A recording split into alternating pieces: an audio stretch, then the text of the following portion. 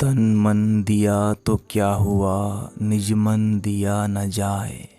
कहे कबीर ता दास से, कैसे मन पतियाए। अब देखिए, जानने वाले हमसे कह रहे हैं कि तन मन दिया तो क्या हुआ, निज मन दिया न जाए। जैसे कि तन के मन के दो तल कर दिए हैं। एक तल जो है वह तन का है और एक तल है जो कि निजी मन है, माने कि जिसको हम कहते हैं ये तो निजी संपदा है। तो मन के भी दो तल हो गए हैं यहाँ पर। एक तल तो वो है जिसको हम तन के रूप में देखते हैं कि जैसे कि कोई बहुत मेहनती होता है तो वह कर्म करने में संलग्न रहता है, परंतु वो कर्म भी मात्र बाहर बाहर से हो रहा है। ये जो निज मन है, ये जो आंतरिक मन है, ये जिसको हम निजी कहते हैं, जिसको हम अंग्रेजी में कहते हैं पर्सनल स्पेस एंड माइंड, वो जो होता है वही हम समर्पित नहीं कर पाते हैं। तन का मन तो फिर भी ठीक है, उसको तो आप बाहर बाहर से आप दे सकते हैं कि ठीक है आप कर्म तो कर रहे हैं, लेकिन आपका मन जो है वो बेचैन है। जैसे कि इंसान बाहर बाहर से कोई काम करता रहता है। मान लो कि वो किचन में कुछ काम कर रहा है और वो बाहर बाहर से तो सब्जी काट रहा है, लेकिन भीतर से उसके कुछ और ही चल रहा है। तो ये वही है कि तन मन दिया तो क्या हुआ, निज मन दिया न जाए। कि तन तो दे दिया, लेकिन जो गहरा मन है, जो तन का नहीं, जो निजी मन है, वो नहीं दिया। तो फिर इंसान जैसे कि अपने प्रभु से नहीं मिल पाता है। तो कहते हैं कहे कबीर ता दास से, कैसे मन पतियाए। हम सब दास ही हैं, हम सब प्रभु के दास हैं, हम नौकर होते हैं। तभी तो हम जब धरती पर पैदा होते हैं तो हम कुछ भी स्वयं से नहीं छांटते हैं, जैसे कि हमको सब कुछ मिला होता है।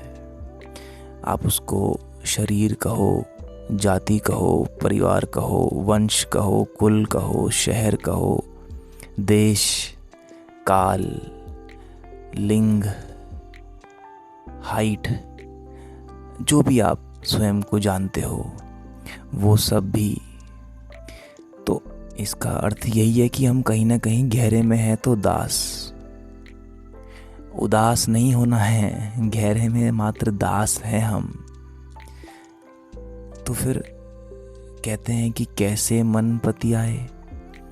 तो फिर कैसे इस मन के पार जा पाओगे, कैसे इस मन से दूर खुद को स्थापित कर पाओगे, जहाँ पर वो काम भी आप कर पाएं जब आपका मन करने से मना करता हो।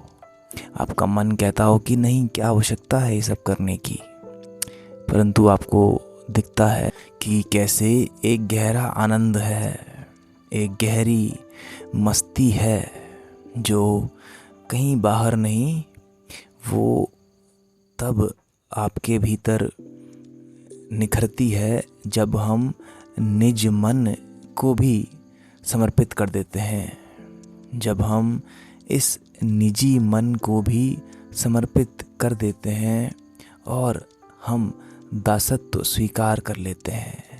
हम जब कहते हैं कि हम तो दास मात्र हैं, हम तो गुलाम की तरह हैं और वह तो मालिक है।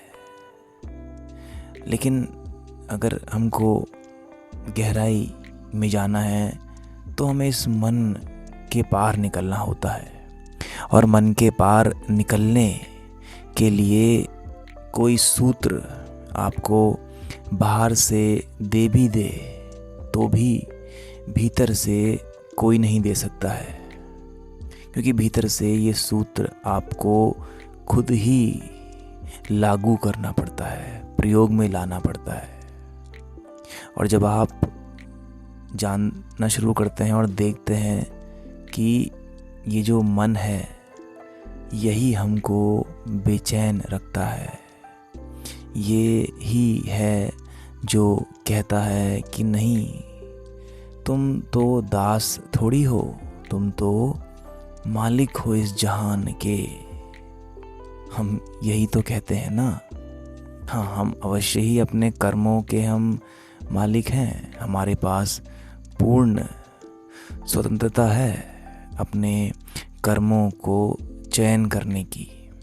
परंतु पहले हम देख लें कि हमारी सच्चाई क्या है, उसके बाद फिर हम सही कर्म में आगे बढ़ें। जो सही कर्म है फिर उसमें हम आगे बढ़ें। उससे पहले ये आवश्यक है जानना कि हम जैसे क्या हैं, दास हैं और मालिक हमसे कहीं बाहर नहीं है। हमेशा ध्यान रखिए, वो मन ही है। हाँ, वो मन ही है। मन से जो परे है, बुद्धि से जो परे है, जिसको आत्म कहा गया, फिर वो आपको आपके भीतर उसकी झलक मिलती है। उसकी झलक आपको अपने भीतर मिलती है। उसकी परछाई के दर्शन आपको अपने ही भीतर होते हैं, कहीं बाहर नहीं होते हैं। और भीतर तब होते हैं जब हम निज मन को भी दे देते हैं और जो मन के पार है उसमें स्थापित हो जाते हैं।